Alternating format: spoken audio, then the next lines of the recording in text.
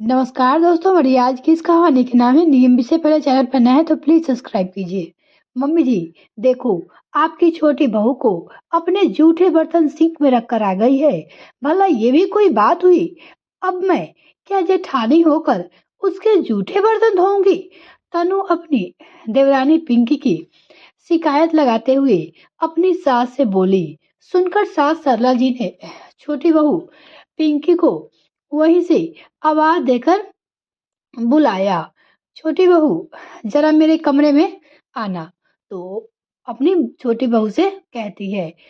सरला जी की आवाज सुनकर पिंकी उनके कमरे में आ गई और आते से ही अपनी सास से बोली, क्या बात है मम्मी जी, आपने बुलाया? अपनी सास से पूछती है। हाँ छोटी बहू, तुम अपने जूठे बर्तन सिंक में रखकर चली आई हो, क्यों? हाँ मम्मी जी, भाभी जी बर्तन धो रही थी तो मैं सिंक में ही बर्तन रखकर आ गई। पिंकी बोली। यह तो गलत बात है छोटी बहू। अब क्या तुम्हारे जूठे बर्तन बड़ी बहू धोगी? वो तुम्हारी जेठानी है। सरला जी बोली। उसका ओहदा तुमसे बड़ा है, तुम्हें अपने जूठे बर्तन खुद धोने चाहिए। मम्मी जी, वो मेरे जूठे बर्तन नहीं थे, वो तो इन्होंने दुकान से आने के बाद खाना खाया था तो वो बर्तन थे। अब क्या तुम्हारे पति के जूठे बर्तन भी मैं धोऊंगी? बीच में बोल पड़ी जेठानी तनु। बीच में ही बोल पड़ी। छोटी बहू बड़ी बहू माँ का दर्जा रखती है, उससे झूठे बर्तन धुलवाना पाप है। तुम लोग घर में सबसे छोटे हो और इसलिए तुम्हारे और तुम्हारे पति के बर्तन तुम्हें धोने चाहिए। आइंदा से इस बात का ध्यान रखना कि अपने झूठे बर्तन सिंक में ना छोड़ो। पिंकू को यह सब बड़ा ही पिंकी को अजीब लगा। उसके मायके में तो ऐसा नहीं होता था। उसकी दोनों भाभियां मिलजुल कर काम कर लेती थी, पर कभी ये बात सुनने को नहीं मिली कि मैं बड़ी हूँ तो मैं छोटी का काम क्यों करूँ। उसके मायके में ऐसा कुछ भी नहीं होता था। अभी उसे शादी होकर इस घर में आए हुए एक ही महीना हुआ था। अभी तो नए नए नियमों से उसका पाला पड़ ही रहा था। अभी इस घर के बारे में कुछ भी नहीं पता था। चलो बहू के लिए तो फिर भी ये नियम होते हैं, पर बेटे के लिए भी? जो भाभी और माँ उसकी शादी से पहले उस बेटे के बर्तन तक धोती थी, अब उसकी पत्नी आने के बाद उसकी दो तीन जूठे बर्तन भी उन पे बोझ हो गए। वो मन ही मन पिंकी सोच रही थी। अब समझ में आया कि जेठानी जी 2 दिन से क्यों नाराज चल रही है। उसकी शादी के बाद उसके चाचा की दोनों बेटिया की शादी होनी थी। दोनों ही शादियों में 8 दिन का फर्क था, इसलिए ससुराल मुश्किल से एक सप्ताह ही वो रुकी थी। तब से वो मायके में ही थी शादी के कारण। अभी 3 दिन पहले ही वो अपने मायके से ससुराल लौटी थी। जिस दिन लौटकर आई थी उस दिन तो सुधीर और उसके मायके से खाना खाया था, लेकिन दूसरे दिन नाश्ता वगैरह करके बर्तन उसके सिंक में रख दिए थे।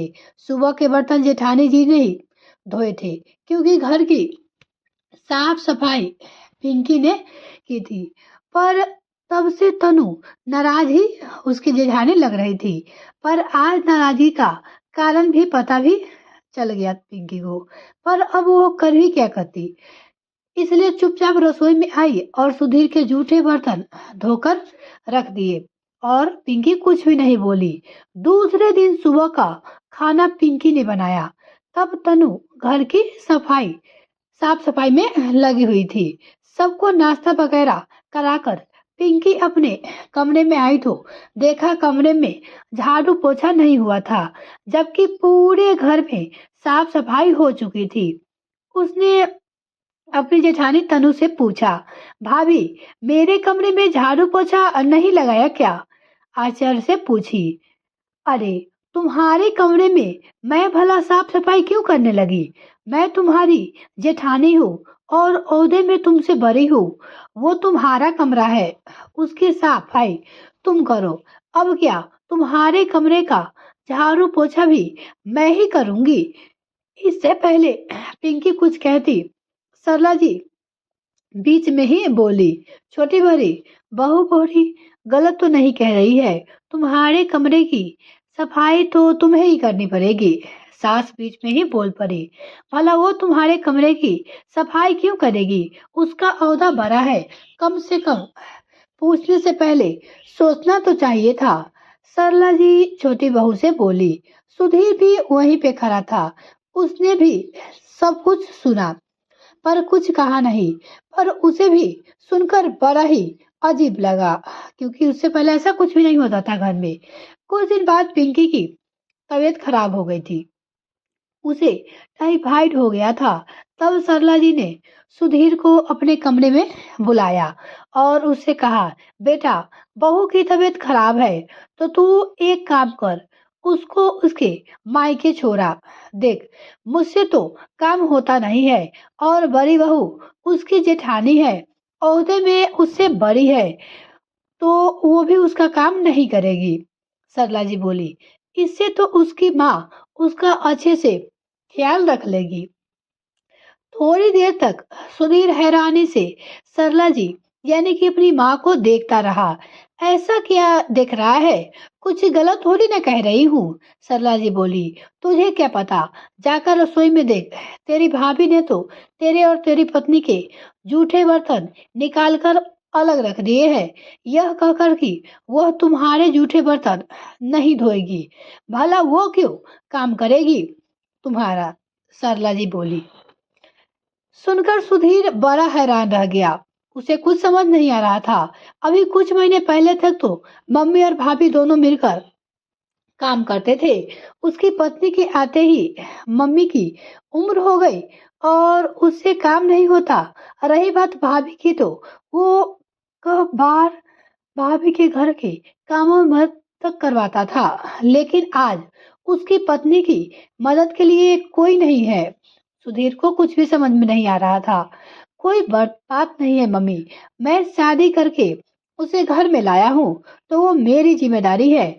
मैंने अपने कमरे में साफ सफाई कर ली है तो बर्तन भी धो लूंगा।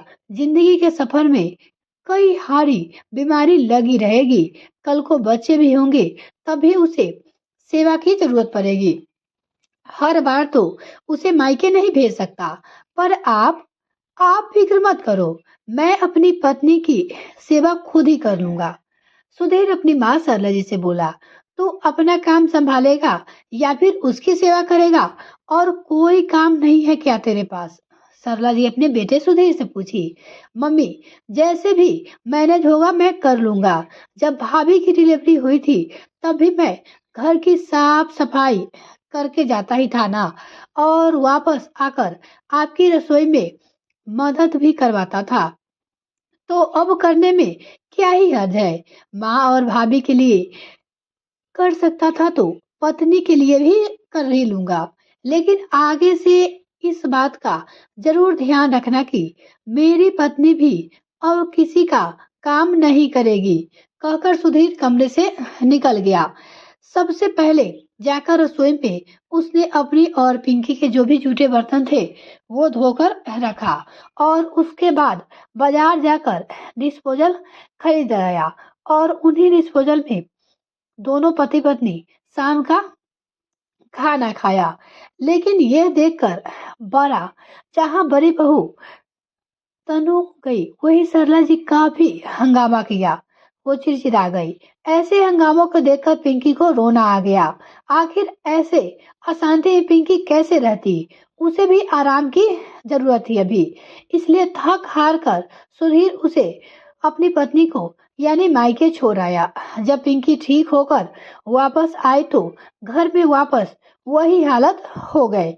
आखिर थक हार कर सुधीर और पिंकी अपने आप ही अलग हो गए। हालांकि सब तरफ बुराई छोटे बेटे की ही हुई कि बेटा बहू के आने के बाद बदल गया और बहू के आते ही घर तोड़ दिया, लेकिन अपनी कमी किसी को नजर नहीं आई। लेकिन सुधीर और पिंकी भी लोगों के सवालों का जवाब देने से बेहतर अपने मस्त रहना पसंद करते हैं। यह कहानी आपको कैसी लगी दोस्तों, कमेंट में लिखकर जरूर बताइएगा। अगर आपको ये कहानी पसंद आए तो वीडियो को लाइक और चैनल को सब्सक्राइब कर दीजिएगा। साथ में बेल आइकन प्रेस करें ताकि मेरे आने वाले वीडियो का नोटिफिकेशन सबसे पहले आपको मिल सके। बहुत बहुत धन्यवाद।